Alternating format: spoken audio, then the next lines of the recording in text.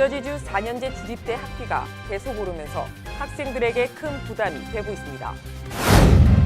앤드류 쿠오모 뉴욕주 지사와 신시아 닉슨 예비 후보의 지지도 격차가 갈수록 더 크게 벌어지고 있습니다. 앞으로 뉴욕주 직장인들은 직계가족이 사망했을 경우에도 가족 유급병가를 받을 수 있게 됐습니다.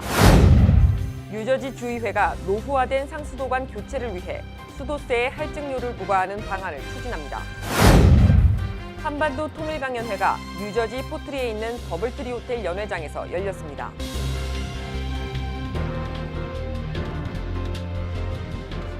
SBI융자 전문은행 뉴밀레니엄뱅크가 홈모기지 융자를 시작했습니다.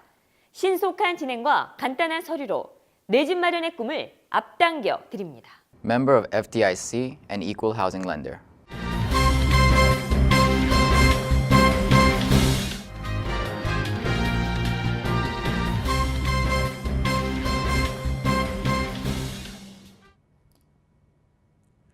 시청자 여러분 안녕하십니까? 7월 19일 KBTV 뉴스9 김아라입니다. 뉴저지주 4년제 주립대 학비가 계속 오르면서 학생들에게 큰 부담이 되고 있습니다. 최근 뉴저지 주립대들의 거주민 학생 수업료와 기숙사, 식비 등 실제 생활비가 더해지면 주립대 학생들의 부담은 연간 3만 달러 이상인 것으로 나타났습니다. 전국 주립대 평균 수업료가 9,970달러인데 뉴저지 주립대에 진학한 학생들은 13,000달러의 학비를 부담해야 합니다. 뉴저지 주립대 평균 수업료는 전국에서 네 번째로 비싸지만 매년 수업료를 올리고 있습니다. 러커스대는 올해에도 수업료를 2.3% 올려 5년 연속 인상했습니다. 뉴저지 공대의 경우 수업료만 1,698달러이고 생활비를 더하면 연간 등록금 부담이 3만 달러를 훌쩍 넘습니다. 뉴욕주의 경우 지난해 가을 학기부터 서민, 중산층 학생들을 대상으로 수업료를 면제해주는 엑셀시오르 스칼리십을 시행하는 등 주립대 진학 학생들의 학비 부담을 덜어주는 정책을 적극 시행하고 있지만 뉴저지는 오히려 주정부의 주립대 지원은 전년 대비 3.5% 감소했습니다. 앤드류 쿠오모 뉴욕 주지사와 신시아 닉슨 예비 후보의 지지도 격차가 갈수록 더 크게 벌어지고 있습니다. 유권자들 사이에 닉슨 후보의 인지도가 여전히 낮기 때문이라는 분석입니다. 퀴니피액 대학 설문기관의 여론조사에 따르면 예비선거를 8주가량 앞둔 현재 쿠오모 주지사가 닉슨 후보를 59%대 23%로 앞서고 있습니다. 지난 5월 2일 조사 때의 지지도 격차에 비해 14%포인트나 벌어진 36%포인트 차이를 나타낸 것입니다. 쿠오모는 닉슨뿐 아니라 11월 본선거에서 경쟁하게 될 공화당이나 자유당 후보들도 모두 큰 차이로 앞서고 있는 것으로 조사됐습니다. 한편 예비선거는 물론 본선거에서도 승리가 확실시되고 있는 쿠오모 주지사는 업무 수행 지지도 조사에서는 하락세를 이어갔습니다. 지난 5월 조사 때 54%를 기록했으나 이번 조사에서 49%로 떨어졌으며 업무 수행 능력과 관계없이 긍정평가를 준 응답자 역시 49%에 머물렀습니다. 앞으로 뉴욕주 직장인들은 직계가족이 사망했을 경우에도 가족 유급병가를 받을 수 있게 됐습니다. 보도에 권우영 기자입니다. 지난 19일 뉴욕주 상하원을 통과한 가족 유급병가 개정 법안에 따르면 뉴욕주가 올해부터 시행하고 있는 가족 유급병가 의무화 규정에 종업원들의 직계가족이 사망했을 때도 유급병가를 제공하는 내용을 포함시키고 있습니다.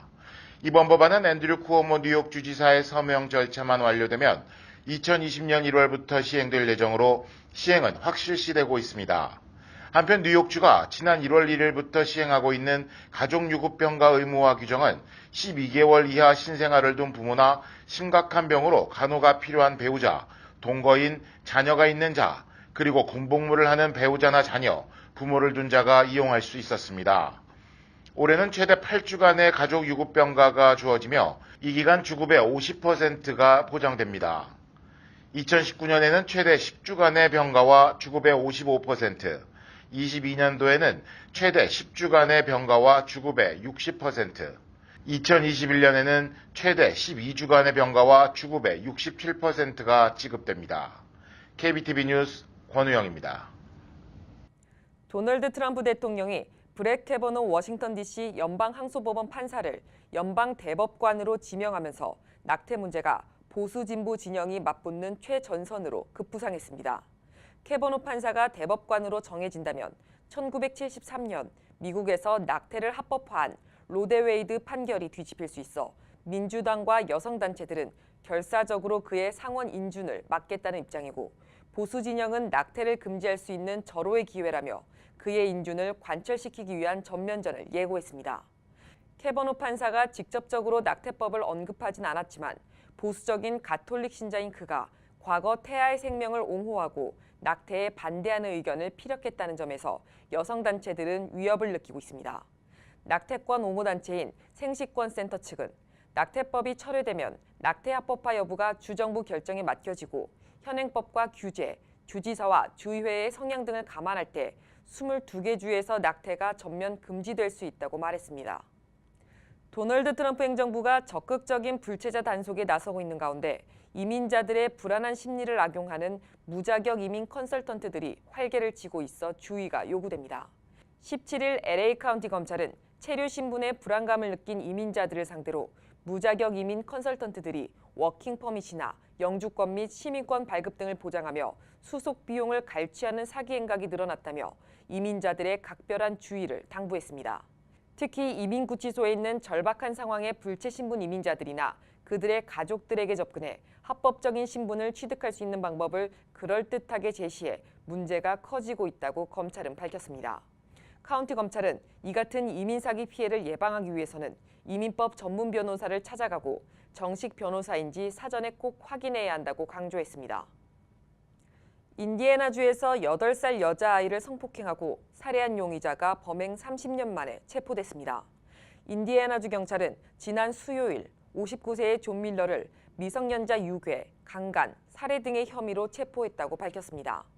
존 밀러는 1988년 4월 8살짜리 소녀 마리에 틴슬리를 납치해 성폭행한 후 목 졸라 살해한 혐의를 받고 있습니다.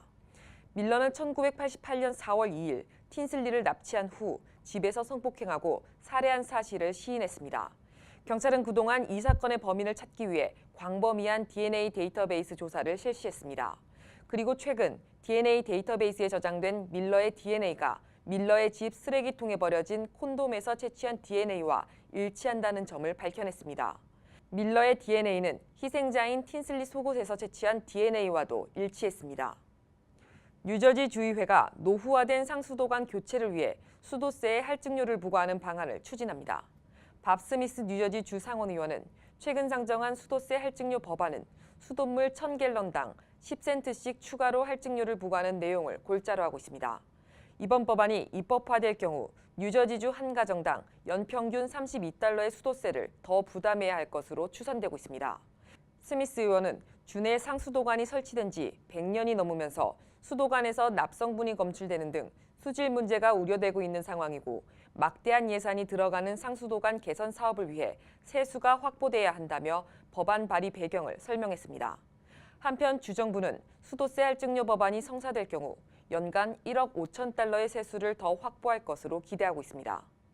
오리건주 댈러스 근처의 콜롬비아강 협곡에서 화요일 오후부터 발생한 산불이 급속히 확산되면서 700여 가구의 주민들에게 강제 대피 명령이 내려졌습니다. 산림청에 따르면 산불 확산 지역은 181km에 이르고 있습니다. 스포케인밸리 소방국 대변인에 따르면 산불이 번지면서 여러 주택에서 화재가 발생해 주택이 전소됐습니다. 퍼시픽 노스웨스트에서는 한 트랙터 운전자가 무거운 농기구를 사용하여 화재를 진압하다 연기에 질식해 숨졌습니다. 오레곤주 포틀랜드 동쪽에서 발생한 화마는 오리건주의 광대한 밀밭으로 번지고 있습니다. 오레곤 주지사 케이트 브라운은 수요일 비상사태를 선포했습니다. 글로벌 피스 재단 주최로 열린 한반도 통일강연회가 18일 오후 7시 뉴저지 포트리에 있는 더블트리 호텔 연회장에서 100여 명의 청중들이 참석한 가운데 열렸습니다. 강연에 앞서 민족화의 협력 범국민협의회 뉴욕지회 임마철 회장은 축사를 통해 한반도의 평화의 씨를 뿌린 분은 2000년대에 김정일 국방위원장을 만난 김대중 노무현 전 대통령이었다고 전제하고, 문재인 정부가 풍성한 평화 결실을 거둘 수 있도록 적극 지원해 줄 것을 당부했습니다. 이날 강연에서는 더불어민주당 심재권 의원이 한반도 평화 정착과 통일에 대한 입장을 밝혔습니다. 심 의원은 한반도 평화 통일의 관건은 바로 북한의 비핵화 의지에 있다며 지금 단계에서 비핵화 의지는 분명하다고 본다고 강조했습니다. 이어 그는 지금 평화 분위기는 65년 만에 찾아온 획기적이고도 세계적인 변화라며 국제사회의 제재와 압박 효과, 국제사회와 논의가 필요하다는 북한의 인식 변화, 일관되고 진정성 있는 문재인 정부의 평화적 북핵 문제 해결 제시가 큰 바탕이 됐다고 말했습니다.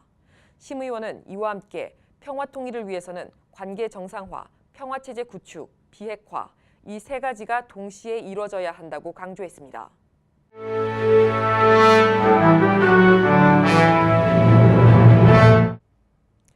7월 19일 사건과 사고입니다. 오늘 오전 6시 40분경 맨해튼 오에비뉴 22번가와 21번가 사이에서 지하에 증기 파이프가 폭발하는 사고가 일어났습니다. 현장에는 100명이 넘는 소방관이 출동했고 폭발 현장 근방 도로는 모두 파열되고 흰색 증기가루로 뒤덮였습니다. 당국은 주민들의 안전을 위해 인근 건물 안에 있는 사람들을 대피시키고 지역 일대를 격리 조치시켰습니다. 콘 에디슨 측은 성면이나 다른 오염물질이 있는지를 확인하기 위해 환경 테스트를 진행했습니다. 또한 당국은 폭발 당시 현장 근처에 있던 사람들은 옷을 찬물로 세탁하고 몸도 찬물로 샤워할 것을 권고했습니다. 뉴욕시경은 이스트할렘 지역 이에비뉴와 110가 교차로에서 오토바이가 역주행으로 들어가면서 과속방지턱에 충돌했다고 밝혔습니다. 이 사고로 함께 타고 있던 여성이 그 자리에서 사망했고 운전자 남성은 병원으로 이송됐습니다.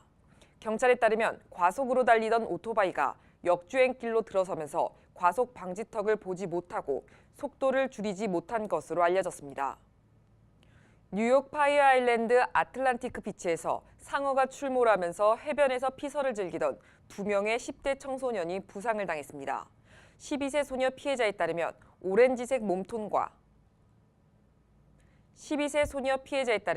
오렌지색 몸통과 지느러미를 보고 난 후 순간적으로 다리에서 피가 나기 시작했다고 전했습니다. 응급요원에 따르면 부상 부위에는 상어의 이빨 조각이 남아 있었다고 밝혔습니다. 해양 전문가들은 뉴욕의 깨끗한 해역에는 상어가 좋아하는 생태가 조성되어 있다고 밝혔습니다. 앤드류 쿠오모 뉴욕 주지사는 파이어 아일랜드의 해변을 조사하기 위해 환경보전 담당관을 배치시켰습니다. 뉴저지주에서 주민들의 평균 주급이 가장 높은 곳은 모리스 카운티로 조사됐습니다. 한인들이 가장 많이 사는 버갱 카운티는 7번째를 기록했습니다. 지난해 4분기 기준 모리스 카운티 주민들의 평균 주급은 1,582달러로 이는 전년 동기 대비 3.9% 오른 것입니다. 이어 서머셋과 허드슨이 각각 2위와 3위로 조사됐습니다. 뉴저지 전체적으로는 평균 주급이 1,262달러로 전국 주 가운데 5번째를 기록했습니다. 메가밀리언 복권의 당첨금이 4억 달러를 돌파했습니다. 3억 7,500만 달러의 잭팟이 걸린 17일 추첨에서 1등 당첨자가 나오지 않으면서 20일 실시되는 추첨의 1등 당첨금은 최소 4억 2,200만 달러까지 치솟았습니다.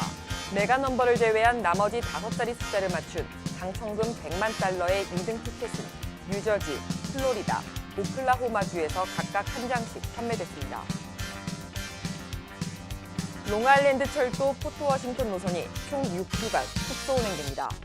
오는 23일부터 9월 3일까지 총 6주간 주중 각 3회씩 총 6회 감축 운행됩니다.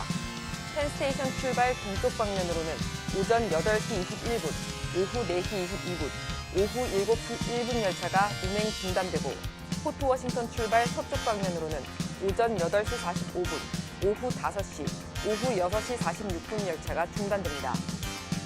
연방국세청과 뉴욕주 세무국에 납부해야 할 고객의 세금 137만 달러를 착복한 30대 한 회계사가 체포됐습니다. 기소장에 따르면 신 씨는 지난 4월 한 세금 보고 의뢰인의 2017년 개인 소득 보고를 대행해주면서 연방국세청과 뉴욕주 세무국에 납부해야 할 세금 137만 달러를 받고 빼돌린 후 세무당국에는 고작 5,900달러만 납부하는 허위 세금 보고를 한 사기 혐의로 잡고 있습니다. 계속해서 포커스인과 커뮤니티 브리핑이 이어집니다.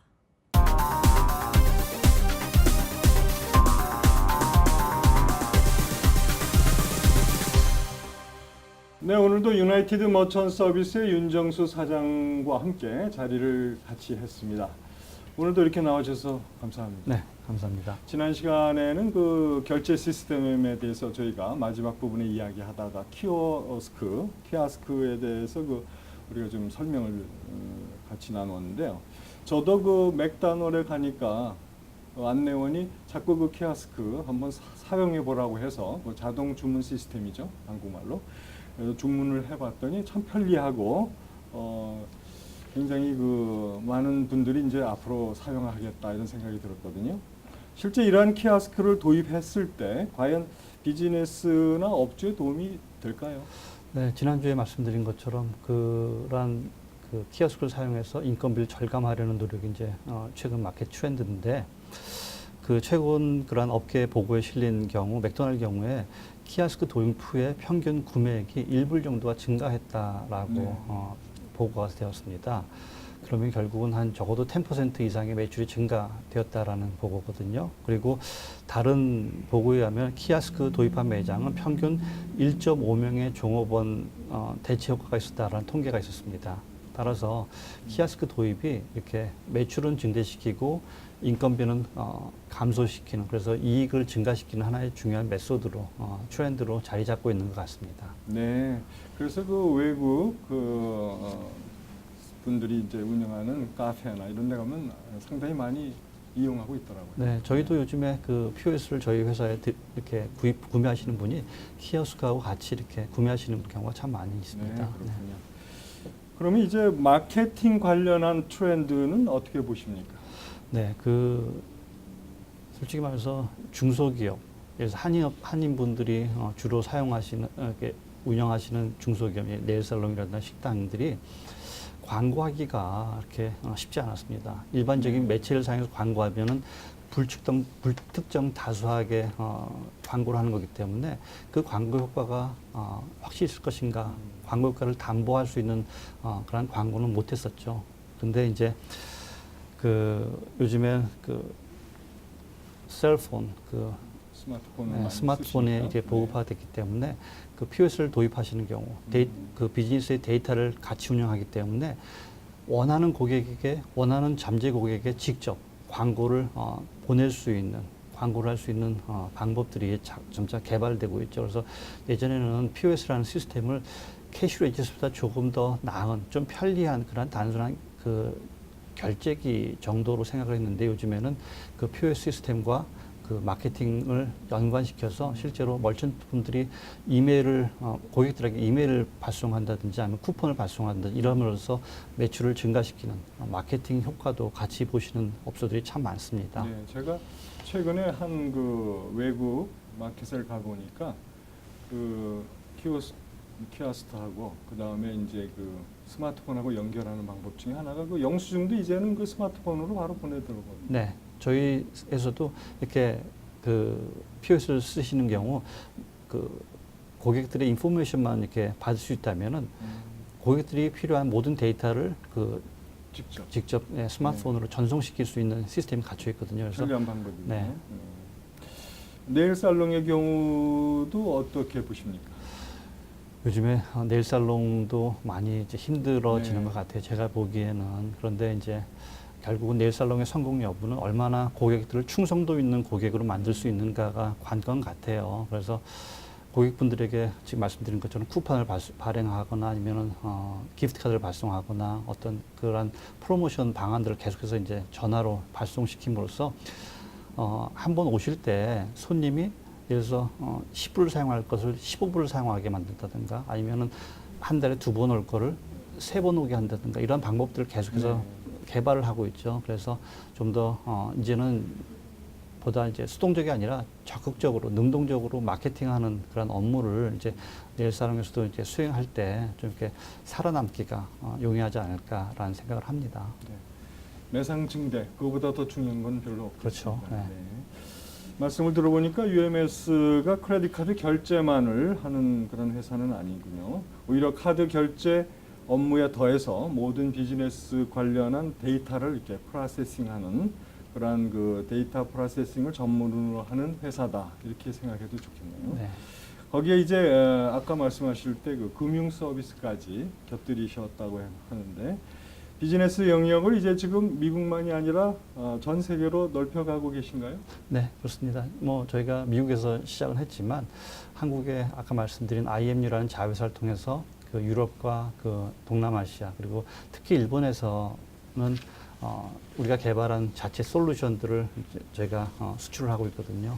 그래서 일본에서는 지금 우리가 들으면 알 수 있는 굴지의 그러한 전자 그 POS 컴퍼니에서 패나소닉이나 아니면 도시바 이런 회사들과 실제로 경쟁하는 위치까지 많이 올라와 있거든요. 그래서 지금은 이제 미국이라는 마켓보다는 좀 이렇게 좀 넓은 마켓을 대상으로 비즈니스를 영위하고 있습니다.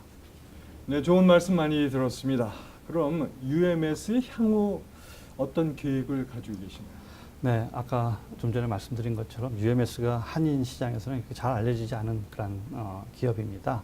그런데 미국 그 주지업계에서는 기술 규모는 그래도 작지만 기술력을 갖추고 있는 탄탄한 회사로 많이 알려져 있거든요. 그래서 실제로 UMS 규모는 체이스나 뭐 뱅크 오브 아메리카 같은 그런 대형 불지의 은행들이 포함된 미국 전체 페이먼트 프로세싱 컴퍼니 중에 약 50위 정도의 규모를 가지고 있습니다. 그리고 전 세계적으로는 그 120위권에 들어있는 프로세싱 컴퍼니입니다. 그래서 이렇게 적지 않은 규모의 기업입니다. 여기서 이렇게 멈추는 것이 아니라 좀 더 발전된 회사로 거듭나기 위해서 많은 투자 계획을 수립하고 있습니다. 그래서 그렇게 해서 우리가 UMS가 아니 지주회사인 UTPS가 그 디지털 뱅킹 업무에 이렇게 영역을 넓히는 좀 더 넓히는 그러한 사업으로 기업으로 거듭나기 위해서 많은 노력을 하고 있습니다. 그래서 지난 25년간 저희와 함께 하신 직원분들 그리고 세일즈 파트너분들 그리고 많은 고객분들이 계시거든요. 네. 그런 모든 분들께 정말 다시 한번 이 자리를 빌어서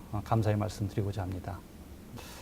저희가 이제 그 전체적으로 보면은 이제 UMS가 이제 세계를 향해서 이렇게 날로 성장해 가고 있는데 앞으로 또 언제 시간 되시면 시청자들을 위해서 나오셔서 이 키오스크에 대해서 이제 함께 좋은 정보를 주시는 그런 시간을 가졌으면 좋겠습니다. 네, 네. 언제든지 불러주시면 네, 오늘 이렇게 나와주셔서 감사합니다. 네, 감사합니다.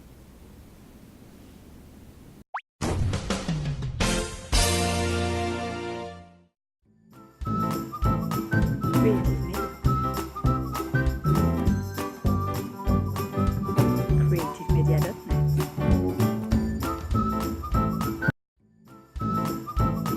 Creative Media.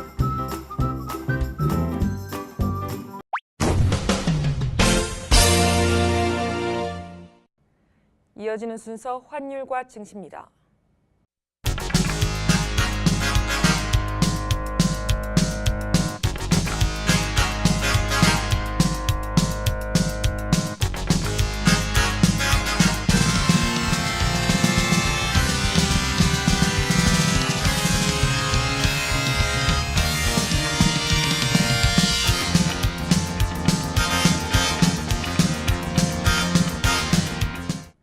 이어서 뉴욕과 뉴저지 날씨 전해드립니다.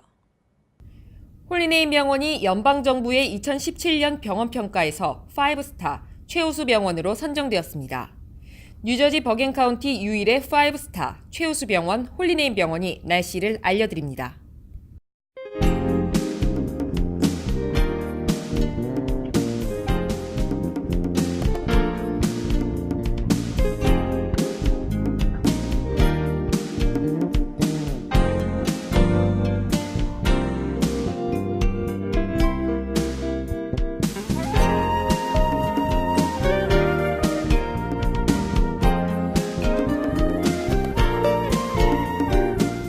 건강한 가정, 행복한 한인 사회를 위해 함께합니다.